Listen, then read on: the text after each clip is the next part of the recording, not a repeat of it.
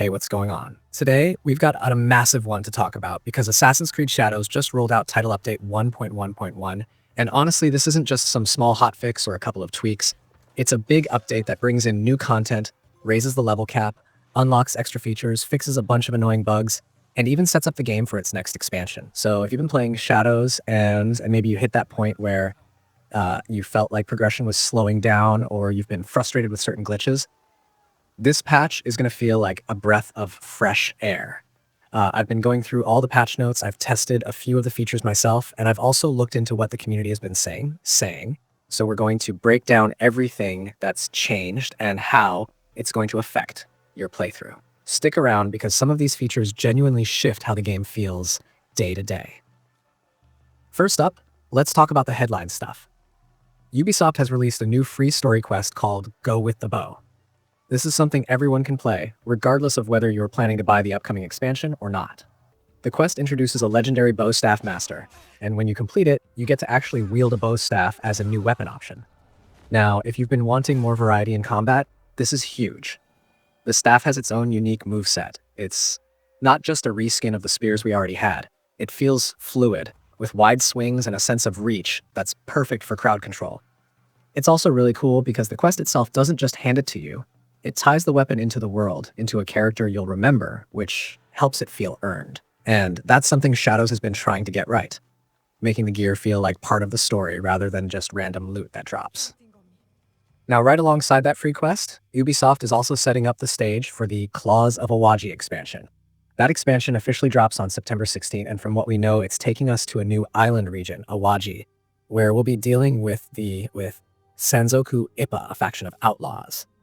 This update 1.11 basically gets the game ready for that release model. So you'll see some new anomalies in the Awaji region, some little teases of what's to come if you have access. Even if you don't plan on buying the expansion though, the base update still has a lot to offer. Ubisoft raising the level cap to 100 is one of the biggest quality of life improvements here. For players who've already been maxed out at the old cap, progression was essentially dead. Every fight, every quest, every activity was still fun, but it wasn't really giving you that satisfying feeling of getting stronger. With the cap raised, suddenly all of that XP is meaningful again, and it adds motivation to go back and finish side content you might have left hanging. Speaking of growth, the Hideout system has been expanded in some interesting ways.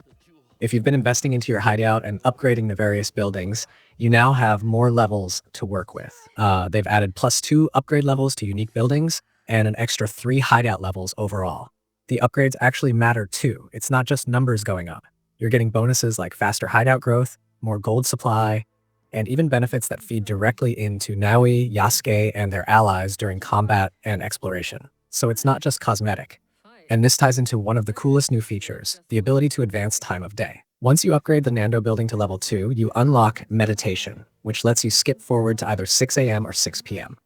This is one of those features people have been asking about since day one, because Shadows has a world where time of day really impacts stealth, patrol patterns, even how missions feel. If you wanted to play stealthy, but you were stuck in broad daylight, you were forced to either wait around in the real world or push through with a disadvantage. Now, with meditation, you've got full control to plan your infiltration or exploration the way you want. Another thing tied to upgrades is how much more useful scouts have become. If you've got the study building at level 4, your scouts aren't just pointing out viewpoints anymore. They can also reveal safehouses. That's a big deal if you're the type who likes to uncover everything systematically. And if you get the Kakarega to level 4, once you've discovered all viewpoints in a province, the whole province map gets revealed automatically. No more running around trying to fill in every corner of the fog manually. That's a huge time saver, and honestly, it makes the game flow much better for people who want to be completionists. Now let's shift gears and talk about gear itself, because this patch introduces Mythic and Artifact tiers. This only happens if you upgrade your forge to level 6, but once you do, your weapons and armor can reach these new rarities. We're not just talking about cosmetic changes. Mythic and Artifact gear comes with additional upgrade levels, stronger perks, and overall better stats. If you've been running into fights where enemies felt spongy or your build just wasn't scaling anymore, these new gear tiers give you that edge you were missing. It also creates a whole new grind for late game players who want to optimize their loadouts. This kind of change is perfect for extending the life of the game because it gives hardcore players something to chase again. Another feature that caught my attention is the new Sanctuary project inside the Animus hub. This project introduces a reward track tied to Ezio-themed gear. And yes, that means a Kusarigama weapon is part of the rewards. Bringing Ezio-inspired cosmetics into Shadows is a really fun nod to longtime fans of the franchise. And because it's tied to the Animus hub, it feels like this blending of timelines, reminding us that this whole series is about overlapping histories and legacies. It's a subtle way of keeping that larger Assassin's Creed identity alive while we're immersed in feudal Japan. PC players get a specific improvement that I know a lot of people will cheer about. Cutscenes are no longer capped at 30 FPS.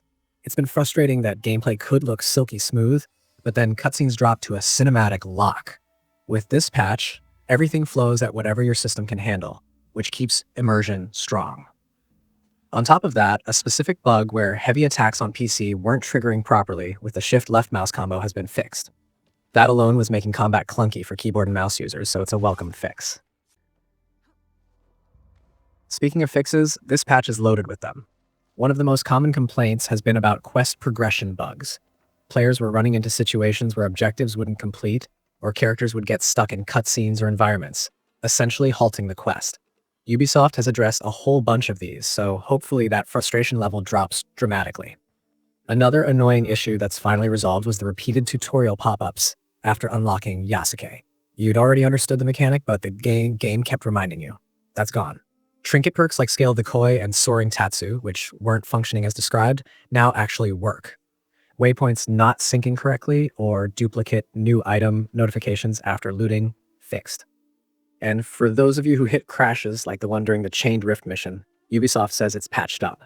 Localization has also been improved, so if you're playing in different language settings, you should see more accurate text and audio syncing. And overall, stability improvements across the board should make the game feel less buggy. I know a lot of players felt like Shadows launched in a slightly rougher state compared to expectations. And while it wasn't unplayable, these patches are bringing it closer to that polished Assassin's Creed experience fans expect. Now let's talk size, because I know plenty of you have to plan around storage space or download times. The patch is not the same size across all platforms. On PlayStation 5, it's around 12.94 gigabytes. On Xbox Series XS, it's a hefty 33 gigabytes. On Mac, it's around 24 gigabytes. On PC, through Ubisoft Connect, it's massive at 42 gigabytes, but on Steam, it's much smaller at around 17 gigabytes. So depending on where you're playing, this could either be a quick download or an overnight one. That also suggests that PC Ubisoft Connect players are getting some extra data restructured, maybe optimization related. What excites me most about this update is how Ubisoft is trying to balance between giving free content to everyone and building hype for the paid expansion. The Go with the Bow quest is a perfect example. You don't need to buy anything, you get a new weapon type, you get a memorable quest, and it makes the world feel richer.